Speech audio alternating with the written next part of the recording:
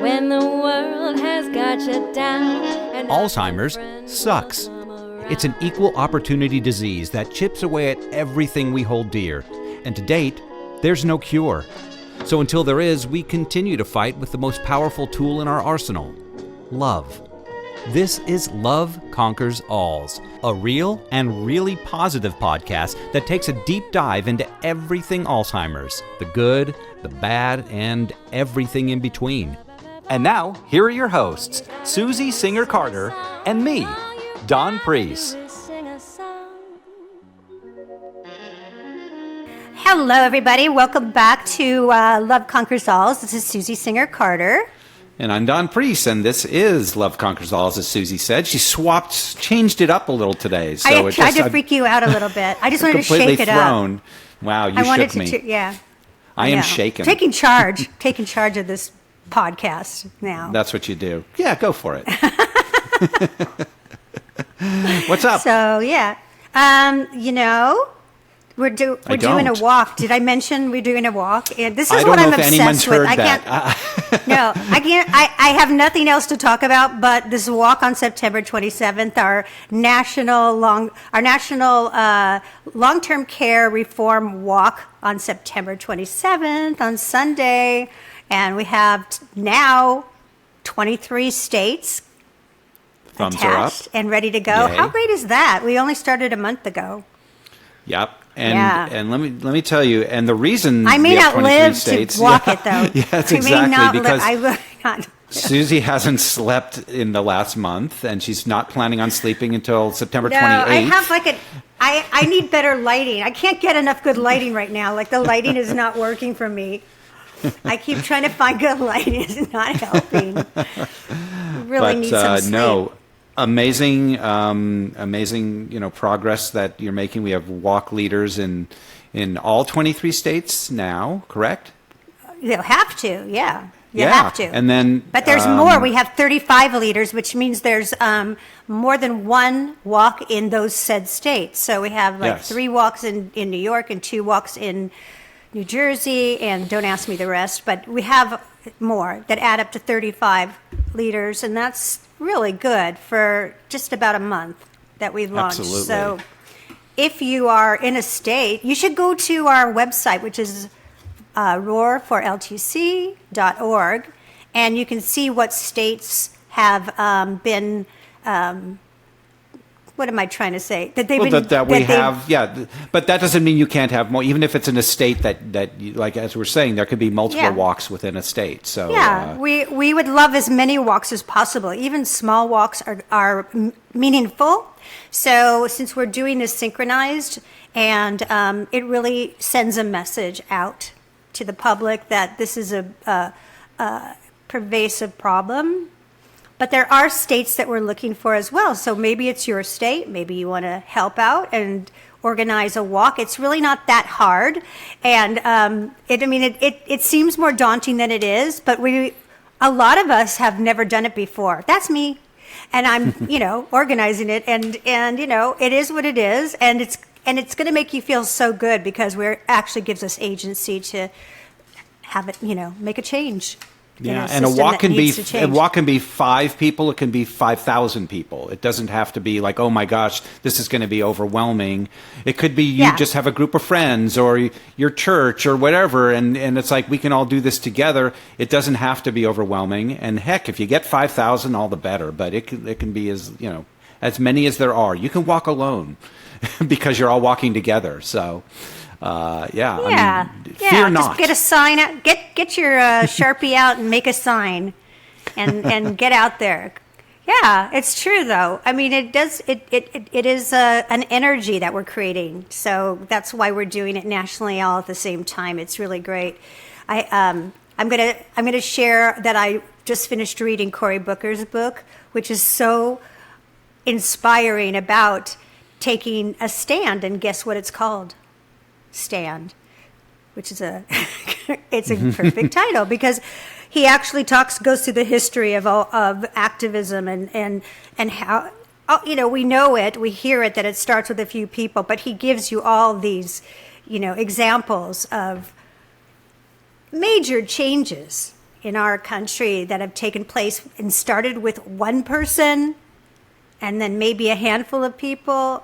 And I also have the greatest saying now from his book, which is the power of the people is greater than the people in power. And that's true. So if you're nervous about joining us, don't be. Just come and join us, right, Don? How's your mom, Don? Absolutely. I'm changing the subject. My mom that's a very fluid question. Yes. 2 weeks ago, my mom has Parkinson's dementia, and for those who don't know, and she's basically nonverbal. She's verbal because she speaks a lot, but most of the words are not words; they're just sounds. And she speaks as if she's having a conversation, but there are no words, or the words don't make any sense. They don't go together. And 2 weeks ago, all of a sudden, she started talking like full sentences. It was very strange, and some of them actually made sense.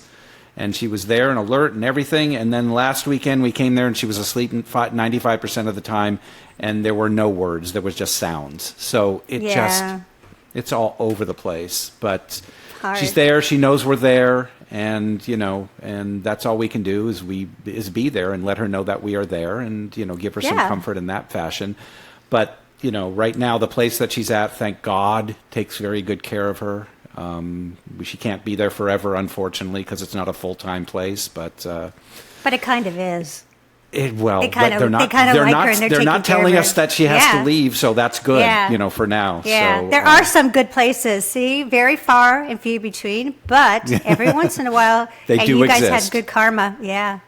Anyway, speaking of that, and our upcoming guest who's waiting in the green room, our digital green room.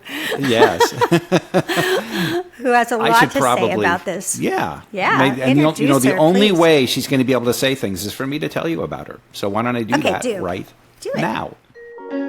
Laura Finnelly is a registered nurse with more than 25 years of healthcare experience, a certified senior care manager, and a proud Air Force veteran. Laura is the founder of Guided Care RN Advocates, where she helps individuals and families navigate complex medical situations, avoid medical errors, manage hospital discharges, and make informed long-term care decisions. She's also the author of RN on Duty, Your Neighborhood Healthcare Cop, a book designed to help people better understand and advocate within the healthcare system. We are so happy to have her with us today. So let's say hello to Laura Finnelly. Hello, Laura. Hello, Laura. Hello. Thank you so much for having me. I'm honored to be here. I guess just to kind of speak to your mother. I'm sorry you're going through that too, but I'm so happy to hear that she's getting good care right now, right?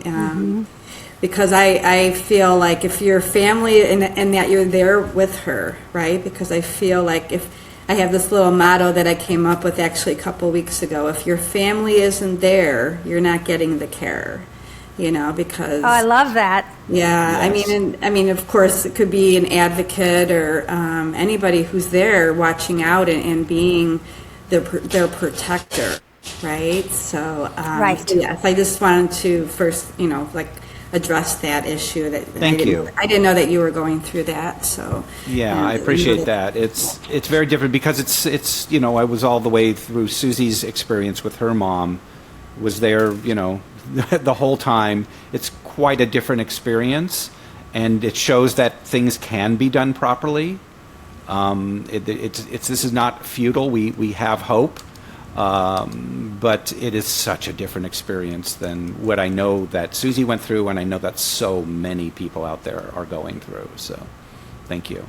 Yes, yeah, and I got involved, or I met Susie, watching, her movie. But at that time, I actually I was moving into the space of long-term care reform, and I was like, oh, I'm going to become an ombudsman, and I'm going to do all this stuff, and and then it was like, I saw that it's a state volunteer program. I mean, right, like, how am I going to be? I'm not going to be impactful in that way, And then this movie came into my world, and I was just blown. I mean, I knew it was bad, I knew it was bad, right? Because through my almost 30-year nursing career, I've worked in a lot of different facets in healthcare.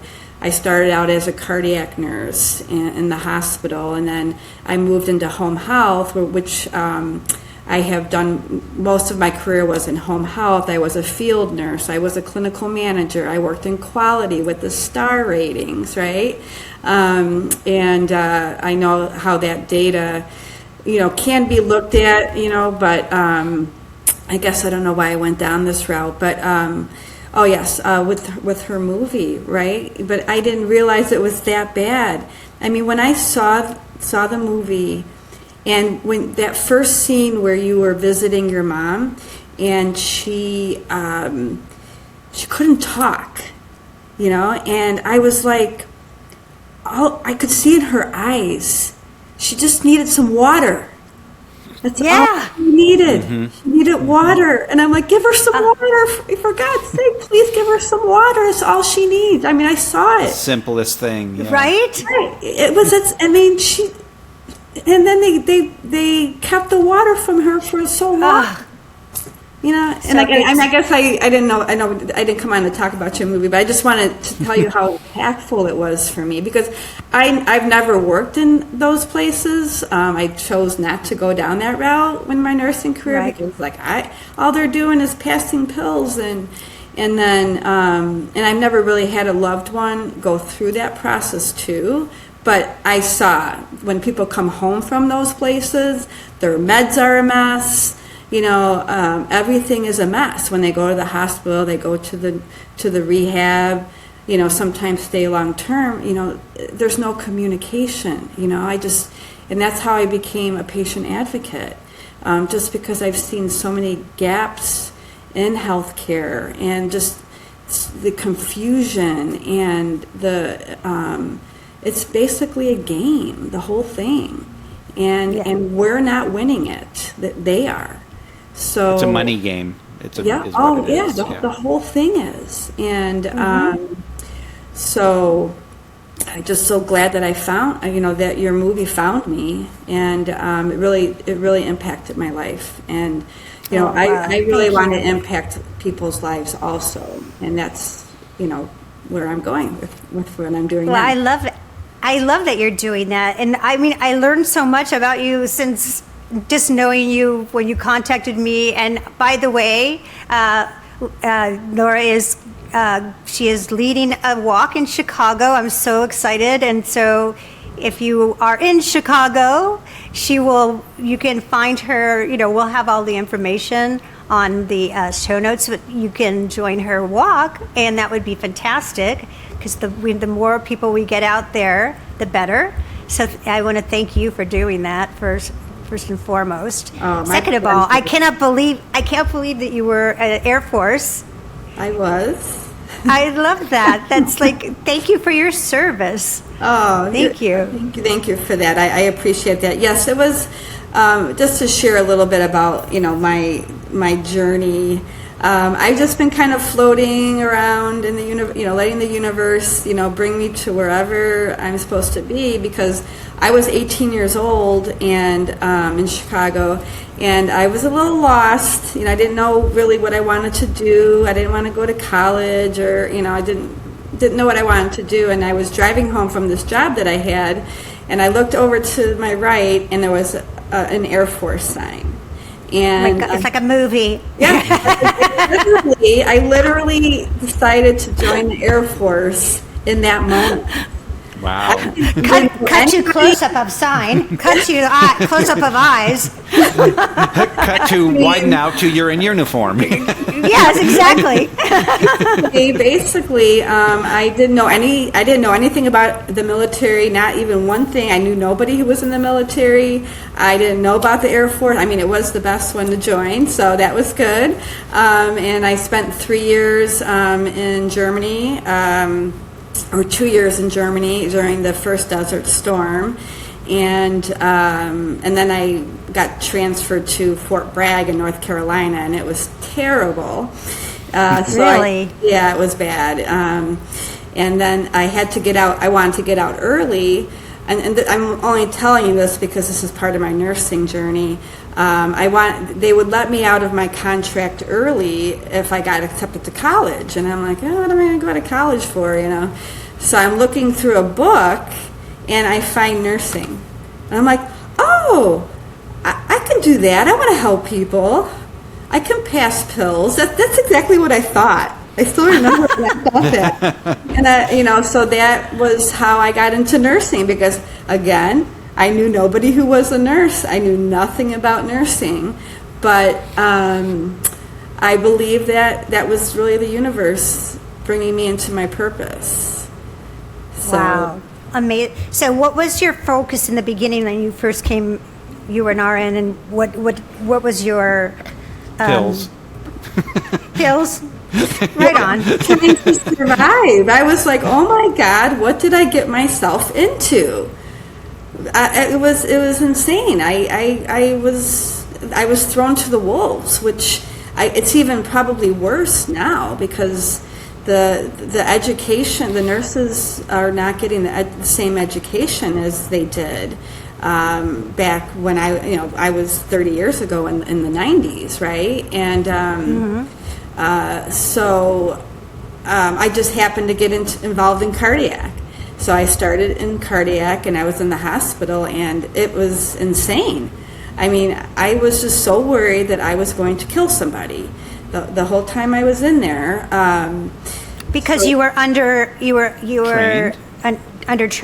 Well, just overworked too, and Okay. like, especially in cardiac because like it's the telemetry unit, it's a kind of step down ICU. Right.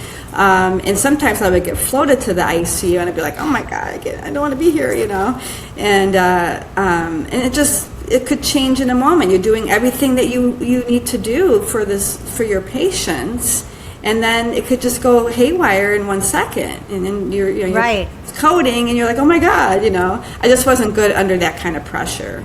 And so this one day I saw there's always this woman over here, when I was, trying to do my documentation, and one day I said, well, what do you do? And she's like, oh, I'm in home health. I'm a home health liaison. And I'm like, what is home health? I didn't even know what home health was, So then that's when I was like, well, I'm getting involved in that because I don't like No wonder you just walked into this walk. No wonder you just went walk. I've never done one before, I'll but do I'm that. going to do this. Now it makes so much sense. So when you're talking, all I can picture is the pit. The pit's going through my mind. Mine too. Yeah, but there'd be no way I would That's never be ER. able to do the ER work because that's a different world than anything. That is pressure, right? I'm just not really good under that kind of real pressure. My mind kind of shuts down a little bit. I have to have at least a little bit of breathing room, where I can. I probably would be better now. I'm a little more experienced and Yes. I'm sure I could handle it if I had to, but I don't really want to. I'm sure you could too. I have a question before you switch gears or before you continue. As a nurse, did you notice within the healthcare system a stigma with maybe you didn't have these kinds of patients, but any patients with dementia or Alzheimer's, just to see if you ever ran into that? Well, because what happens is, and again, I'm really sorry that anybody who's even listening that your loved one went through that or is going through that, because it is a really difficult, long process, right? Mm-hmm. But when in the hospital, and I was a younger nurse then too, so I didn't even really know what was going on, just trying to make it. But what the stigma really is because they can't really speak up for themselves, right? So if they have these other patients that are awake and alert and kind of know what's going on and holding them kind of accountable to what they're doing, and again, I guess I'll just finish that statement, then they're going to concentrate on those patients rather than the one with dementia or Alzheimer's, right? Unless there's a family there advocating for them, right? Right. And again, I'm not saying anything bad about the providers, the nurses, the doctors. It's the system. The system is just overworking the staff, because staffing is the number one most expensive expense to any of the providers, whether it be rehab, long-term nursing home, hospital, doctor's office. It's across the board. I don't think there's a stigma in that, like a nurse or doctor is thinking badly of somebody who's diagnosed with dementia or Alzheimer's. It's just kind of this forced stigma, because they only have some priorities. It's a forced priority. Yeah, and they don't understand it often. Often they just don't That's understand what I was the going to disease. say. They don't understand. So I remember calling my mom during the hospital during COVID and saying, "Can I FaceTime with my mom?" Because I couldn't visit her. And they said, "Honey, she doesn't talk." And I was like, because first of all, you've intubated her without asking me, but she can hear, she has ears, and she has eyes, and she can see. Let me FaceTime with her. It will make her feel comfortable. Otherwise, why are we keeping her alive? Like, I kept asking people that. Like, if you don't treat her like a human being, then why are we even, attending to her at all? We have to look at them as a whole human being. And that's what I found that was, the misunderstanding of the disease is pretty prevalent. Yeah, I think too. Yes, and I do agree with that. They don't do enough education on it, or in services or provide, and maybe they provide information about it, but it's still, the providers have to read it and really live it, right? Right. And the healthcare system is so fragmented and task orientated. This person is doing this task. This doctor is doing this. And none of them are talking and treating it as a whole. Right. It's a lack of community even within the healthcare system, because when you're dealing with human beings, you have to have a community. You have to, and I'll just give you another example. When my mom was repeatedly sent to the hospital because in the nursing homes, when it gets to when it begins to impinge on their resources, that's when they send them to the hospital, because then they don't have to deal with it. And there I am at the hospital again and admitting, and the nurse there would say to me, "Oh my God, she's back again? Like, this is her base. She's fine." But they don't know that, because they don't, but other nurses wouldn't have known that. There's some nurses that were, very attuned to it. And she was, I go, exactly, this is her base. She's fine. But people don't understand when they're dealing with dementia or Alzheimer's. That is a problem. And I'm just bringing it up because we have a lot of people who listen who are dealing and caregivers for people with Alzheimer's. So, and it's not just the nurses; it's the doctors also. They don't really they can send out things for them to read, but until you deal with it in reality, deal with the person sitting in front of you and recognize certain things that, they're incapable of doing this, they don't know how to do this. But sometimes they read it as something completely different. It's just there's just not enough education or real life experience for them.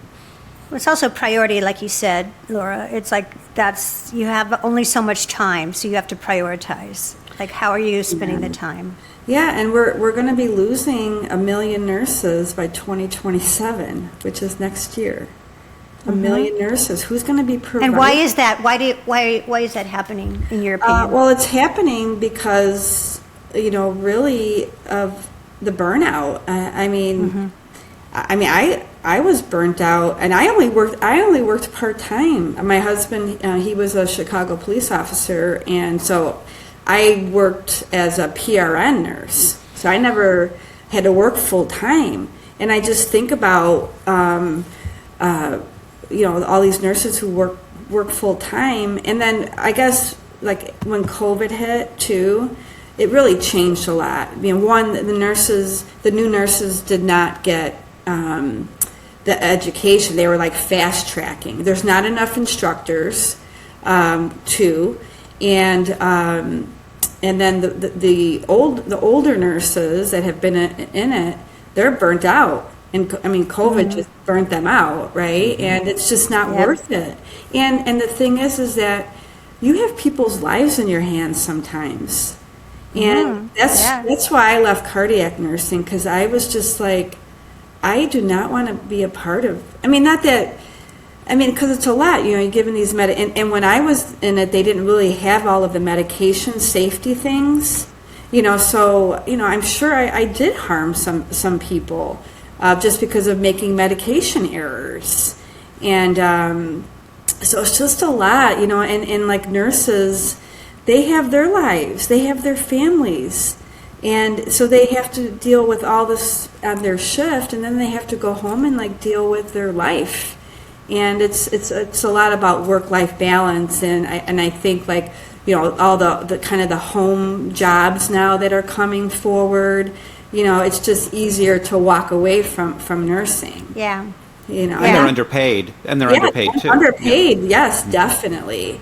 And because and the underpaid part is really kind of important to talk about, because like physical therapists and occupational therapists, that therapy world, they have to have masters and PhDs, and and there's no reason for them to have a PhD. They don't have to write orders. They still like in home health, therapists can't write orders anyway. They still have to call the doctor to get the order, but yet they're getting paid double what nurses are getting paid.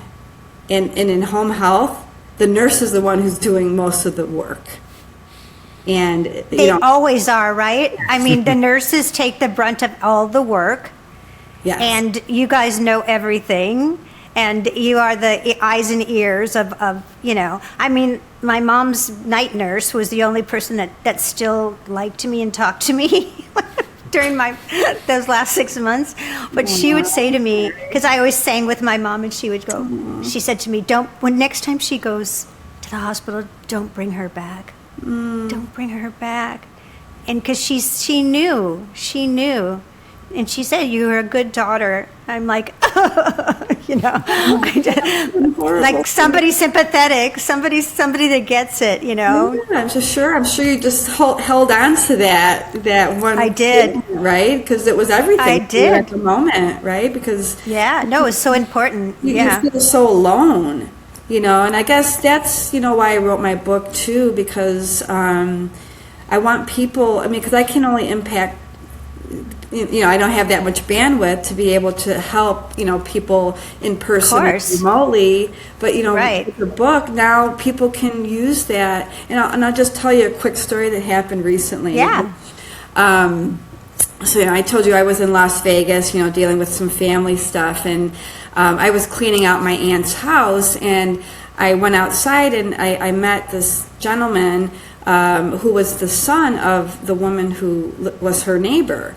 And he said that he had just recently moved back from Arizona and moved in with her because she was going through health issues. And so the next day, I told him what I did and stuff, but the next day I was on the porch and I saw him walking and he looked really upset. And I said, well, what's going on? How are you doing? And he's crying and he's like, I'm just so overwhelmed with my mom's appointments and just trying to manage it, and I don't want her to know how I'm feeling. And I had actually brought one physical copy of my book with me because I knew I would run into somebody who needed it. So I did actually gift it to him, and I said, use this. This will help you, with your journey with your mother. So a couple days later, I see him again. He's like, Laura, oh my God, I started reading your book, and I am going to bring this to every doctor's appointment, and it is just going to help me so much. Thank you. Oh, isn't that the best reward ever? It's like, it was everything to me, because that's everything. Exactly what my goal was for the book. And I just want everybody to get their hands on it so they have that resource. You bring this book with you to your doctor's appointments, to the ER. There's a chapter on ER. There's a chapter on doctor's appointment. There's a chapter on insurance. So whatever you need. I could have used your book so much. I could have used it so bad. Because ER is so different than when they get admitted, and then and it's I had to learn it by rote. So it was like a hospitalist. Oh, that's the doctor that works at the hospitals. Okay, that's different than the admitting the doctors, and then they're just it's so tangled. And how to and your case manager and who is on your side, because every time my mom would go to the hospital, I'd get somebody from palliative going, so what do you want to do? Oh God. Which is basically should we just let her die? It's that. But they don't say it. Yeah, they don't say it, because I always had my mom resuscitate, because I didn't want them to not resuscitate her when I wasn't there and on their own choice. I wanted to see with my own eyes if she was ready. Right. Do you know what I mean? Yeah. Because I knew, because I already went through a bad issue with that. So I was like, she is, she's full code or whatever it's called. Yeah. Full code. Yes. And so I was like, you're not going to have the conversations either. It's really about how they're presenting it. I think I do have a chapter on end of life conversations too, and because we also do want to make sure it's the right time and they're in the right level of care, right? And yes, they just don't know how to have those conversations and coordinate that. And so I actually worked with a family recently. Mostly did remote work, but helped them, prep for the care conferences. Really, this client, or we'll say patient, or this person, their loved one, really, should have been going down that comfort care road, but they're not ready for it. So when they're in the hospital and they're just trying to push it. But the family's not ready for it. And the family's a big part of it. And but then they don't even really present it the right way either, so that they can make a good decision. And I had to really. We had this big care conference with the ethics committee and all the doctors and nurses, the family were all there, and I had kind of had a prep conversation with them before it, and I said they're probably going to bring up code status, so let's kind of talk about it and what that's going to look like for you guys. And so I explained it to them, and so that they were ready for it, but they didn't even bring it up. They didn't even bring it up at all. I'm the one who I'm like, well, we need to talk about code status here and what that looks like for them. Right. They didn't even bring it. The ethics doctor was there too and did not even bring it up. And, and it's a hard conversation, but you need to have it. Well, and then there's the other spectrum of it, where they come in and go, are you sure you want your mom on full code? Because here's what happens. If she goes into cardiac arrest, we're going to have to do, chest compressions, and it's really not good, and they break their ribs. And I said, I know that's the worst case scenario. I'm not unaware of that. But that's not what I'm talking about. I'm talking about it, if she needs oxygen, if she needs, let's give her the opportunity to make the decision on her own. I truly believe that people check out when they're ready to check out. Mm-hmm. I really do. I think that it is a natural process. I'm not saying they don't need help. I'm saying when they're ready to use that help, when they're ready. And hospice can be really helpful. It's also gotten gamed very badly. Oh my God, yes. So you have to be careful with that, because people are, places are. What happened to your mother? I couldn't even believe that. What happened to her? That's not unusual. that's California. And California right now, there's a whole big fraud. Yeah, I saw that. Yeah. Again, you knew it was going on, but you didn't know it was that bad. I didn't know it was that. I thought it was just us. Yeah, you just think that's the thing is people just don't know until they're in it, and even when they're in Right. it, they don't know. Susie didn't learn any of this until after the fact. Right. Everything that happened, she learned after why, and that was during the making of the documentary. Was and dealing with our producing partner Rick Malcastle, who informed her what was going on. She just thought she was going crazy because none of it made sense. Yeah, because they tell you that. They say, you're stressed out, you're just experiencing stress, and, Right. this is the best thing for your mom. I go, I don't think so. Like, she needs liquids. Like, she's not aspirating. Like, this is not the best thing for her. This is a horrible quality of life. Like, this is not good.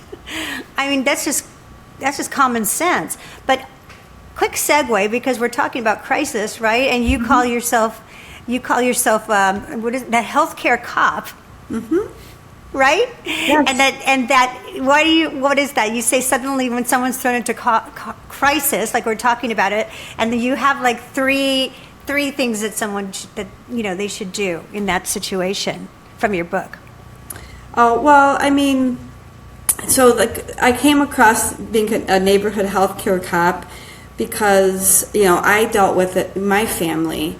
My mother's in Vegas, and Vegas healthcare is horrible. And, I was just really frustrated with what was happening with her. And I was out to lunch with a friend, and she's like, and I'm complaining, and she's like, You're a healthcare cop. And I'm like, yeah, I'm a healthcare cop. I'm going to be a healthcare cop. And that's really where the patient advocacy really came forward. That's where I started my journey to become a board certified patient advocate.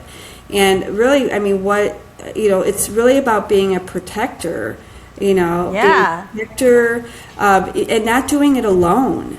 You want to make sure that you are reaching out for help, and it's hard for people to reach out for help because they feel like they're crazy, and just really not knowing or knowing that you're not alone in it, and just having the confidence to speak up and ask questions and know that you're not crazy. And know your rights. Know what you're allowed to right? Because I think that also having an advocate is very, very powerful. By the way, I love healthcare cop. I think that I think we should change advocate to healthcare cop because that makes so much sense. It's like you are protecting people, and it gives you authority.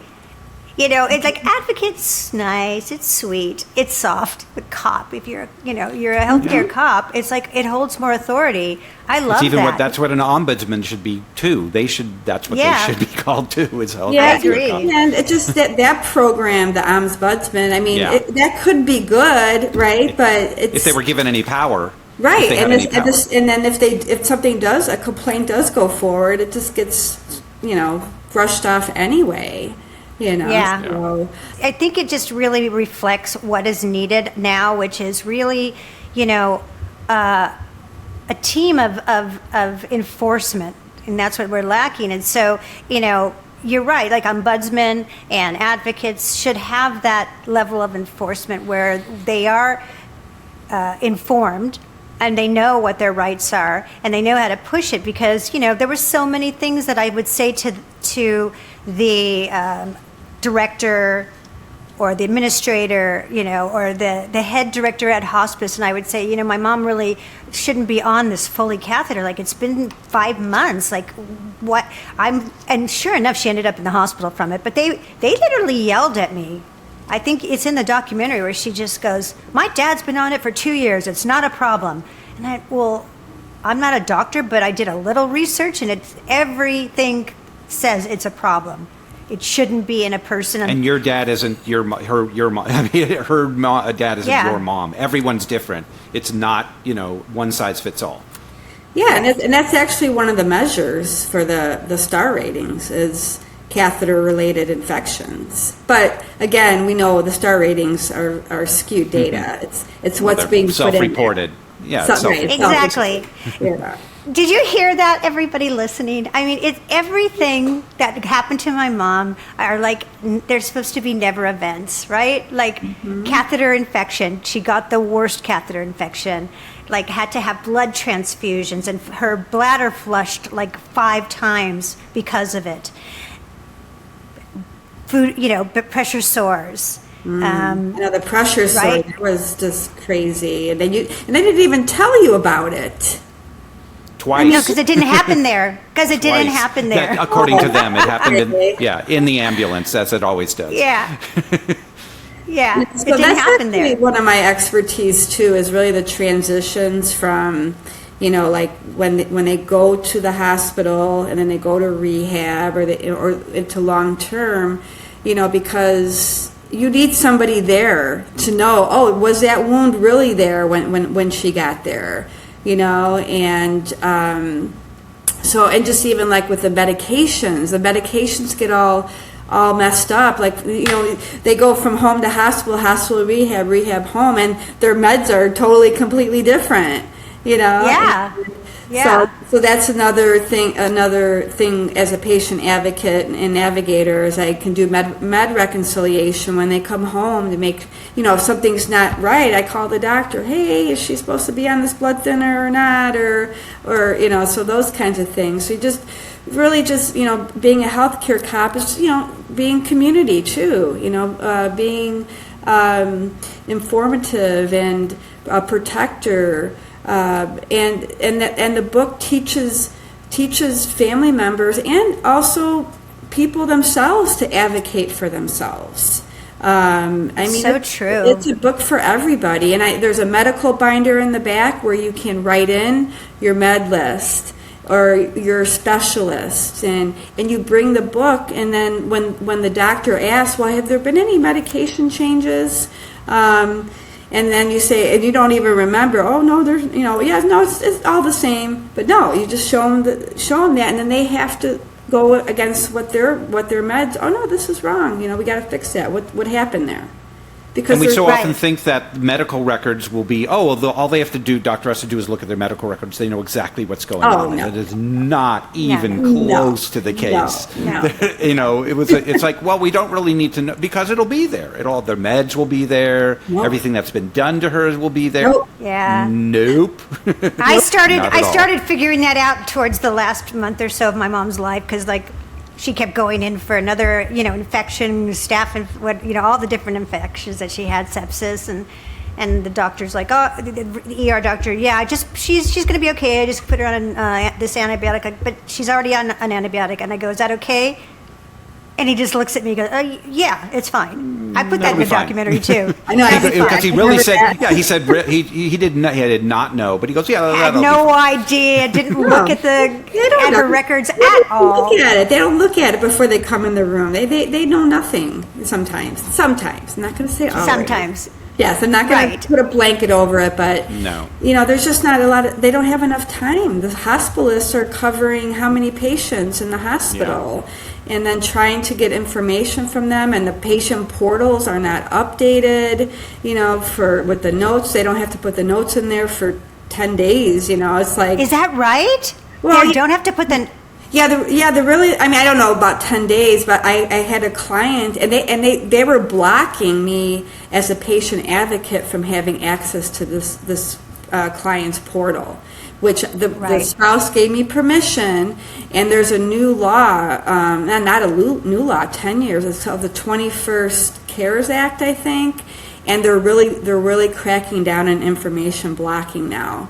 So they can't block the information, but the only really real-time information you'll probably get in those portals when they're in the hospital is lab results and test results. But the doctor's notes or the nurse's notes or the wound care notes, it might be a week before you might see an update.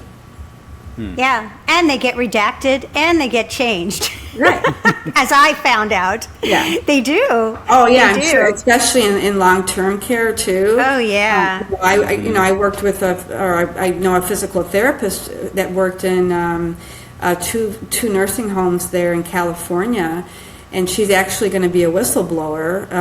She got wrongfully terminated. They were asking her to change her documentation. They weren't letting her help the patient or the residents. Well, it was that one I sent you the poem on that.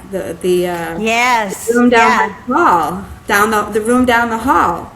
That was. I posted that on my socials. If you guys want to see it, it's really, really powerful. Yeah. Yeah, but she, they were asking her to change, and she documented everything. Well, that's what happened with the whistleblower that we had in our documentary. It's pretty much the same thing, and she sounds just like that nurse. And they kept saying, you didn't do your notes right. And she said, "What are you talking about? I'm a career nurse. I know how to do my notes." Mm-hmm. Well, we don't think so. You need to go back out there until you can check, until you get your notes right. Basically coercing her to change her notes. That's when she decided to become a whistleblower, and it was just awful. And if you watch the documentary, it's heartbreaking because it was a 12-year, law. It was a case, law. What do you call it? Law case, and she was like, just exhausted by the end of it because it's really. Did you say 12 years? Yeah. What? 12 years, and wow. The case, it did bring on like a $300 million judgment, and then what happened was that they filed for bankruptcy and then just reopened under another name. So she was devastated because she had just sacrificed so much, including her career, to do that, and that she was just devastated from it. So this is the problem with the system. Right. Yeah. We can only just do what we can do, right? We have to keep moving. We're doing the best we can. So give us 3 things that you should that people can walk away with today, and then they have to get your book for the rest of it. What would you think would be really important to talk about? So one, just really reach out, with your resources, your family, your friends, and because this is happening all over the place, and really know that you're not alone. 2, and you shouldn't be alone. Can I just interject? Like like you just said, a friend. And let's say you have to go to an important, doctor's appointment with your loved one. Bring a friend so that you have 2 people, in that room to remember, to clock, to also just support you and give you strength. I think that might be helpful because when you go alone, you can get you can feel like very small. And you don't remember what they tell you. You don't, right. And you're in a sick. different state of mind. You're stressed. You can't remember it. Yes, definitely always bring somebody if you can.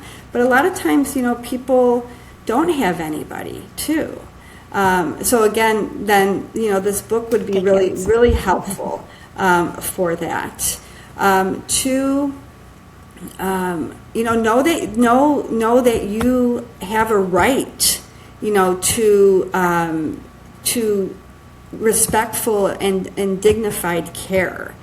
And you always have a right to appeal it.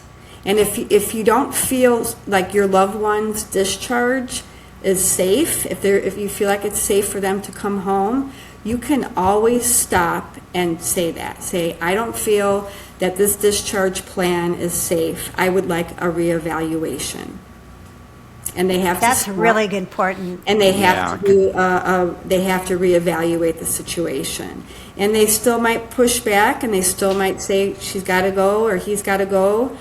You have a right to appeal. Especially if you have Medicare, they're supposed to give you, and this is really important. A lot of people don't know this. So it's called a notice of Medicare non-coverage. And they are any type of provider, whether you're in the hospital, whether you're in a nursing home or rehab, we'll say, because you're not going to get discharged from a nursing home. But if you go to a nursing home for rehab or home health, if they're discharging you, they're supposed to give this to the patient or the patient's representative 2 days before the discharge and inform you of that discharge date. And on that form, there's an appeal number. So you have a right to appeal the discharge. And you just Oh, wow. call that number, and then it stops everything. And now there's a third-party investigation on if this discharge is appropriate or not. So does it stop the discharge once that goes into motion? Yes, it stops it. Oh my God, that's gold, Wow. you guys. That's huge. gold Yeah, right that's there. huge. Okay. And mic drop. That's a good, Yeah, that's a and I good one. actually have that process in my book in one of the the appendix. So it tells you how to do that and explains that process. And then it'll stop it for at least a couple days. It'll give you a couple days at least. But the thing that I found out, I'll just tell you a quick story about this, because my mom was in the hospital in Vegas and I'm here. And when I tell you the care is just horrendous there, it is just as bad as it can be, we'll say. Mm-hmm. So they were trying to discharge my mother without finding out where she was bleeding. And I said, and so I had her on speaker, and I'm like, Mom, you're going to appeal this discharge, okay? You're gonna appeal this discharge. And so there must have been somebody in the room, like one of the workers, because as soon as I said that, they started doing all of these tests on her. Soon as I did that. And it was funny because when we were discharged, when she finally was discharged, the case manager is the one who usually gives that form, and they're supposed to give it early, but they usually give it at discharge.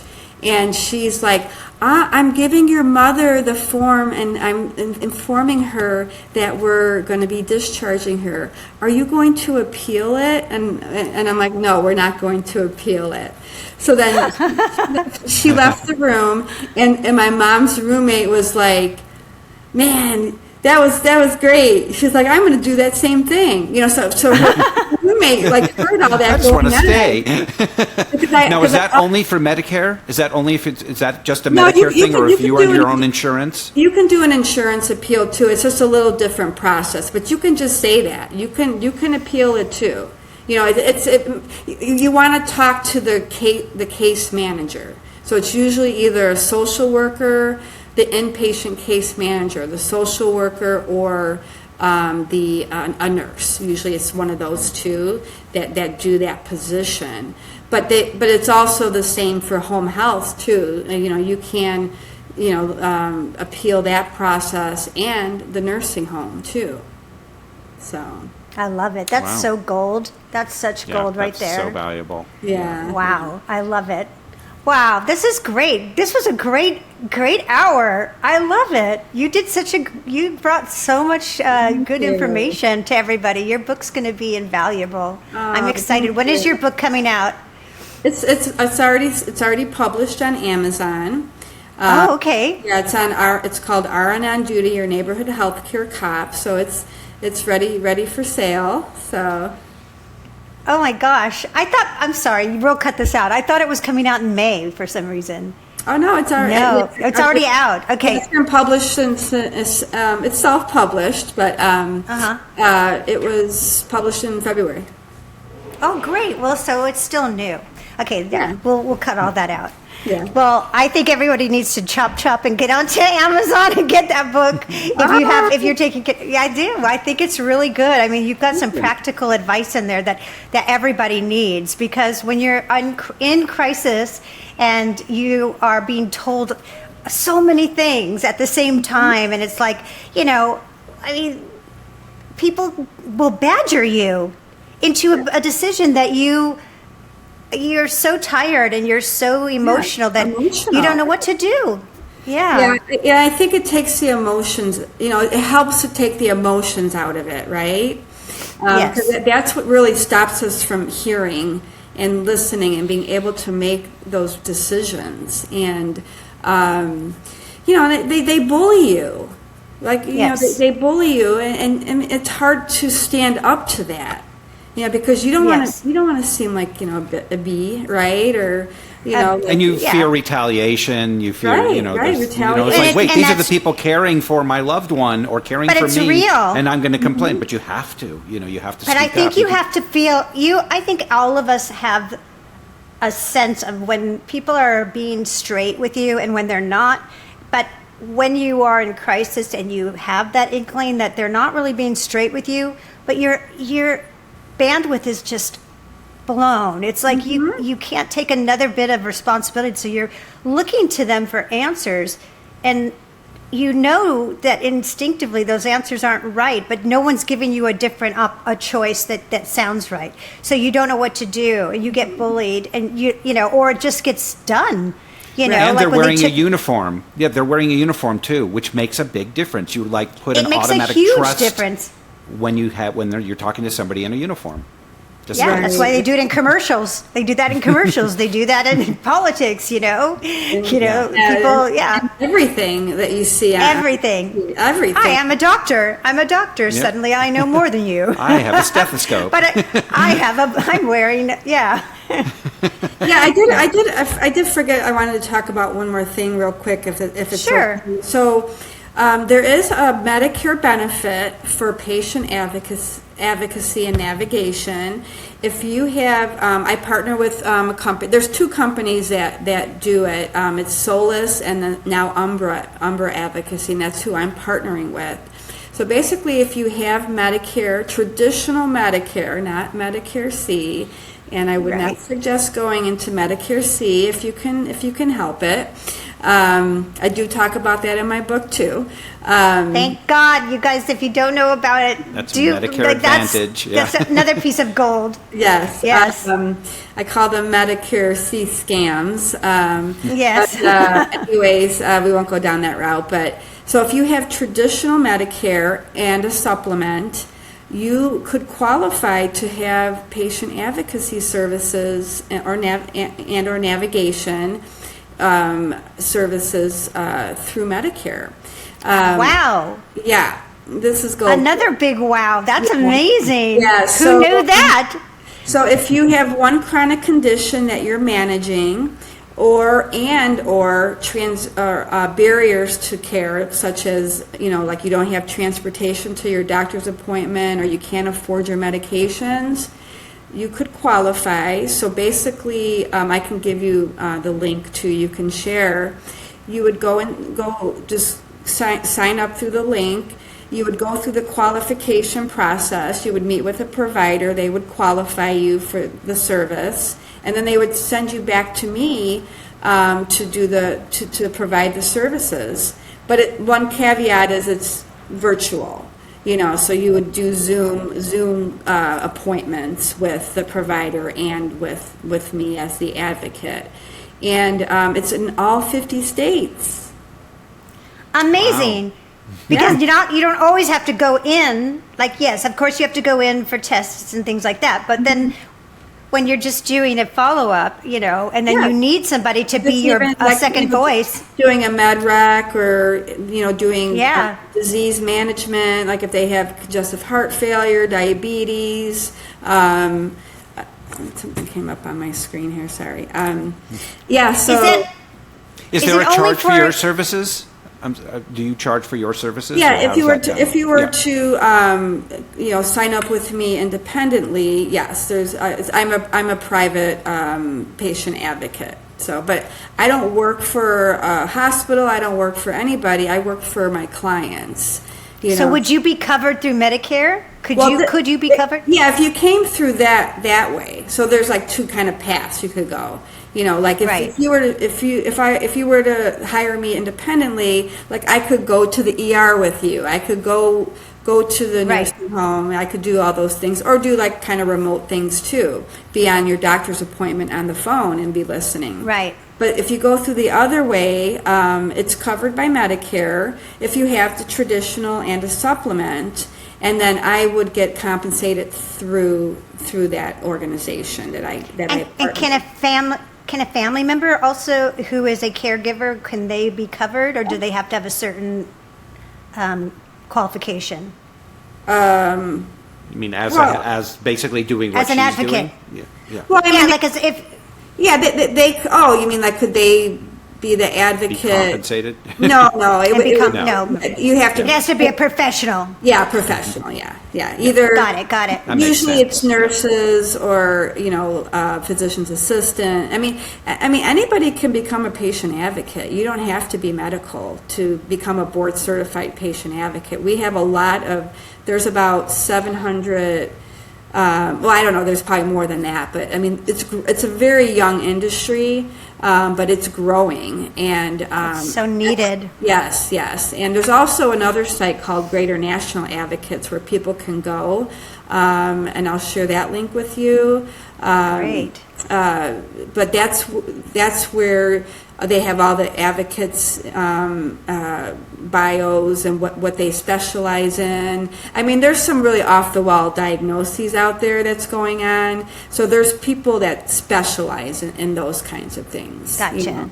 Gotcha. And it's in every state. Is that, so Yeah, it's a federal, okay. Yeah. Well, the Greater National Advocates, that would be hooking you up with just independent patient advocates, whereas the Umbra advocacy is, it's in all 50 states, but it's a different path, we'll say. Okay. Well, they're just going to have to, I think everyone is going to be intrigued by this conversation because there's a lot of like practical Yeah. advice that you're giving that's it's so useful. So, Yes. yeah. Oh, I'm so glad that you came on and talked about this. This is really Thanks for useful. having Yeah. me. It's super great. And so I'm so thankful for you in so many ways because you're just taking on Chicago and doing our walk and taking on the healthcare system and being a healthcare cop. I love that. And you're I and you're have just I have to get a cop hat, right? Oh, you should. Yeah. Yeah. You're a special woman. Thank you. Oh, thank you. I appreciate that. You are Yeah. too. And I'm really glad that you came into my world and are helping, and you're helping me, grow and be a better person too. Oh my gosh. Thank you so much. That means so much. That's why, it's all about love, right? It's It really is. at the It end of the is. day. Yeah. Absolutely. Right, Donald? And that's because, that's because love is powerful. Love is contagious. And love conquers all. We thank everybody for watching, listening. If you like what you saw and heard today, please like, How could you share, not? subscribe, do all those things. And remember to go to roar4, the number 4, LTC.org. Look at what we're doing. Become a Roarier. Join the walk in September. Become a walk leader. You don't want all these other states showing you up, do you? No. We need the challenge has been thrown. The gauntlet has been laid down. Definitely come and check get us yourself out. a copy of RN on Duty. Definitely. Like now, after you finish listening to this, when we say goodbye, then just go right over to Amazon and go Yeah, and get it. Immediately. You can find it, say Iron on Duty book, and it'll come up. I'm next to the cute little nursing outfit, though, that they have on there. All right, you all Fabulous. take care, be safe, and we'll see you next time. Bye. Take care. Bye, Bye-bye. everybody.